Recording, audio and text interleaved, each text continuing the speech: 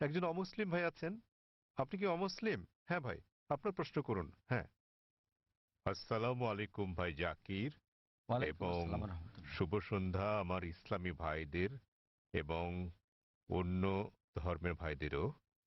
আমার নাম রামজি জায়রা আমান। আমি আমেরিকার একজন টেকনোলজিস্ট, সেখানে প্রায় ৩৫ বছর ধরে বাস করছি। আর গত ৩ বছর ধরে আমি আধ্যাত্মিকতা চর্চা করছি আমার জীবিতকালেই একটা আত্মিক মুক্তির উদ্দেশ্যে।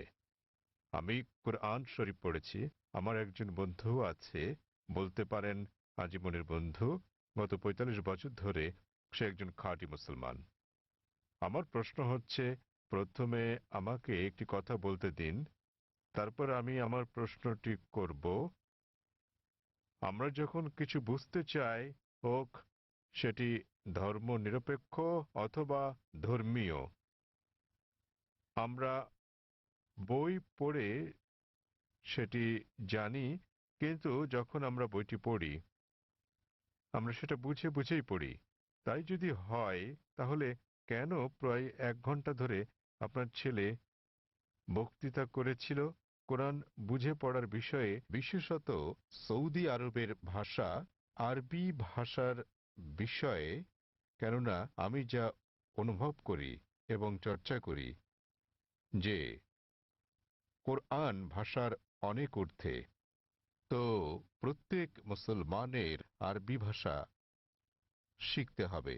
বিষয়টা আমার কাছে কিছুটা জোর জবরদস্তিমূলক মনে হয়েছে। কোরআন কি তাই বলে? ভাই একটা ভালো প্রশ্ন করেছেন। বললেন যে তিনি আধ্যাত্মিকতা শিখতে চান এবং তিনি কোরআন পড়েছেন, কিন্তু তিনি বুঝতে পারেননি যে কেন একটা বক্তৃতা যা ফারিক নায়েক করেছিল, আমার ছেলে, কোরআন বুঝে পড়ার জন্য আরবি ভাষা শেখার গুরুত্ব নিয়ে, আর এটা কেন আবশ্যিক। আপনি যদি আমার ছেলের পুরো আলোচনাটা শুনে থাকেন, সে কখনো এটা বলেনি যে প্রত্যেক মুসলমানের জন্য আরবি শেখা আবশ্যিক। সে কখনোই বলেনি। আরবি জানাটা বেহেশতে যাওয়ার জন্য পূর্ব শর্ত নয়, কারণ আমি নিজেও আরবি জানি না। আমি নিজেও আরবি একটা ভাষা হিসেবে শিখিনি, এদিক সেদিকে একটু একটু বুঝতে পারি। আমি আরবি ভাষা জানি না, কিন্তু আমার ছেলে জানে মাশাআল্লাহ। সে আমার চেয়ে ভালো জানে। সে কোরআন সরাসরি অনুবাদ করতে পারে, আমি পারি না। কিন্তু তার আলোচনায় যদি আপনি শুনে থাকেন, সে বলেছিল যে যদি আপনি আরবি না জানেন, কমপক্ষে অনুবাদটা পড়েন। তো তার বক্তব্য ছিল কোরআন বুঝে পড়া উচিত, আর প্রশ্ন ছিল আল কোরআন কি বুঝে পড়া উচিত, হ্যাঁ অথবা না, আর উত্তর ছিল হ্যাঁ। সে বলেনি যে একজন মানুষের আরবি জানা আবশ্যক। সে বলেছিল আপনার কমপক্ষে অর্থ বুঝে পড়া উচিত কোরআন। আর কোরআন বুঝে পড়ার সবচেয়ে ভালো উপায় হচ্ছে আরবিকে ভাষা হিসেবে শেখা। আপনি যখনই কোনো বই অনুবাদ করেন, কোনো সাধারণ বই অনুবাদ করতে গেলে অনুবাদটা কখনো ১০০% সঠিক হবে না। এটা হতে পারে ৮০%, ৯০%, ৯৯%। ভাষাটা যত বেশি কঠিন হবে, যত বেশি বিশুদ্ধ হবে, অনুবাদ তত বেশি কঠিন হবে। কোরআন হচ্ছে পৃথিবীর সবচেয়ে অনুবাদ অযোগ্য বই। তাই কোরআনের অনুবাদ কখনোই কোরআনের অনুরূপ হবে না। কারণ আরবি ভাষাটা এতই শক্তিশালী, এতই বিশুদ্ধ, আর এছাড়া এটা সর্বশক্তিমান আল্লাহ সুবহানাহু ওয়া তাআলার বাণী। এই কারণেই সর্বোৎকৃষ্ট উপায় হচ্ছে আরবিকে ভাষা হিসেবে শেখা।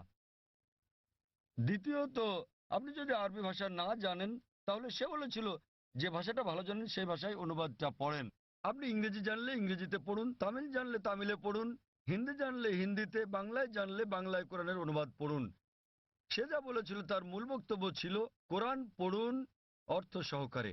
এখন এই প্রশ্নটা একজন সাধারণ মানুষের পক্ষে খুবই স্বাভাবিক। আপনার প্রশ্ন ছিল কেন একজন মানুষ বলবে যে বইটি অর্থ বুঝে পড়ো, অর্থ তো বোঝাই গেছে। যখনই কোনো বই পড়া হয় সেটি তো অর্থ বুঝেই পড়া উচিত।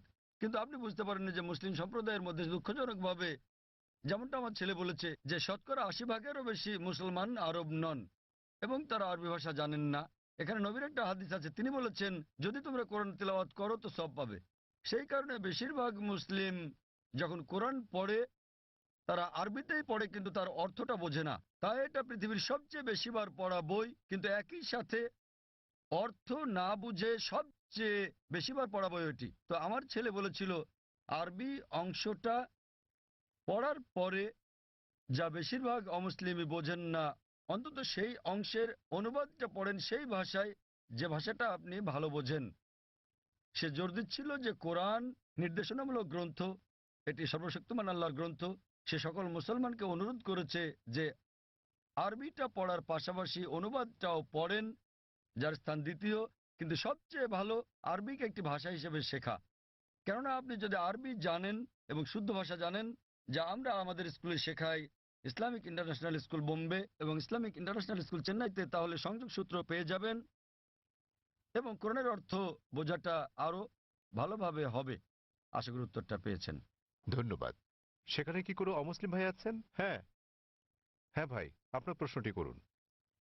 শুভ সন্ধ্যা ডাক্তার সাহেব। আমি রাজা, একজন নির্বাহী অফিসার, চেন্নাই থেকে এসেছি। প্রশ্ন করার আগে আমি একটি উদাহরণ দেব, তারপর আমি আমার প্রশ্নটি করব। বিজ্ঞানীরা অনেক ধরনের জিনিস আবিষ্কার করেছেন মানব জাতির জন্য। উদাহরণস্বরূপ বলা যায়, আলেকজান্ডার গ্রাহাম বেল টেলিফোন আবিষ্কার করেছেন, কিন্তু আলেকজান্ডার গ্রাহাম বেলের সময় ফোন ছিল অন্য রকম। কিন্তু এখন আমাদের এই আধুনিক 24 শতকে আমরা ব্যবহার করছি মোবাইল, ইমেইল